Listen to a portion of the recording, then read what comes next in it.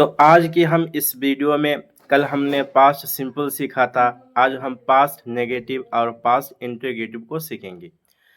Past negative कहते हैं कि मैंने ये काम नहीं किया था, तो उसको हम कैसे बनाएंगे। तो हमारा जो स्ट्रक्चर था सब्जेक्ट प्लस बी टू, तो बी टू से पहले हम डिड का यूज़ करेंगे, डिड नॉट का यूज़ करेंगे।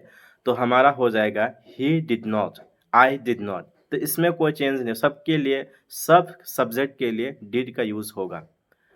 जैसे I did not go to market, मैं मार्केट नहीं गया था।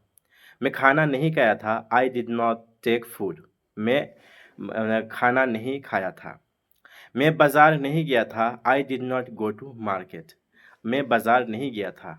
मैं बिस्कुट नहीं खाया था, I did not eat biscuit. मैं कपड़ा नहीं धोला था, I did not wash cloth, मैं कपड़ा नहीं धोला था।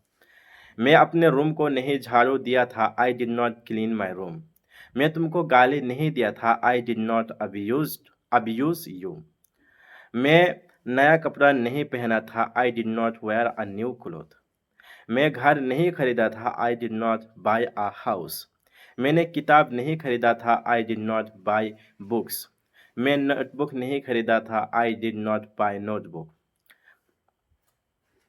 मैं हवाई जहाज़ से हैदराबाद नहीं गया था, I did not go to Hyderabad by हवाई जहाज़।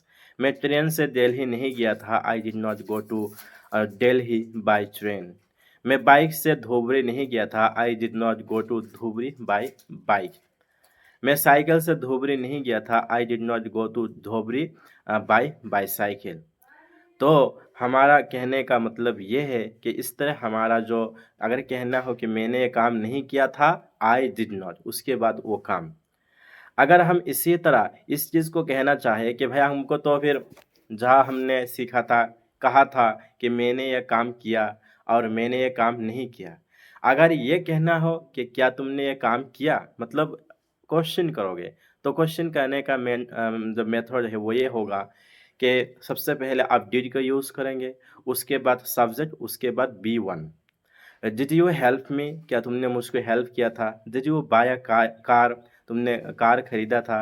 डिड यू बाय लैंड, क्या तुमने ज़मीन खरीदा था। Did you travel by train, क्या तुमने ट्रेन से ट्रैवल किया था। Did you give money your brother, क्या तुम अपने भाई को पैसा दिया था। Did you help your parents, तुमने अपने पेरेंट्स को हेल्प किया था। Did you obey your parents, क्या तुमने अपने पेरेंट्स को कहा माना था। Did you crack the exam, तुमने एग्ज़ाम को पास किया था। Did you get a good mark in your exam, क्या तुमने एग्ज़ाम में अच्छा मतलब नंबर पाया।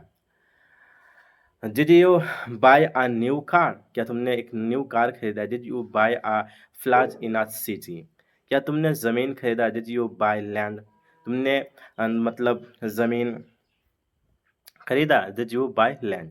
तो आप इस तरह प्रैक्टिस करो और बहुत सारा प्रैक्टिस करो। Did you buy a cow? Did you drink milk? Did you drink mango? Did you drink Sprite? Did you drink Coca-Cola? Did you drink milk? Did you eat food? Did you eat apple? Did you eat apple? Did you eat a banana? Did you eat food? Did you eat biryani? तो आप इस तरह practice करो। जब आप ऐसा practice करोगे तो ऑटोमेटिकली आपका ज़हन इंग्लिश बोलने का आदी बनेगा और आप during conversation you will not feel hesitation, without hesitation you will speak and you will show your ability, you will show your capacity. So your all ability, your all capacity depend on your practice. How much you will practice, you will get the result and you will see the result. So do lots of practice and give more time for doing practice. Only knowing the rule and grammar rule is not sufficient, but when you will do more practice it will give you benefit and it will help you to become a fluent speaker. So I hope this video was valuable for you. It is a small but as per benefit is so huge.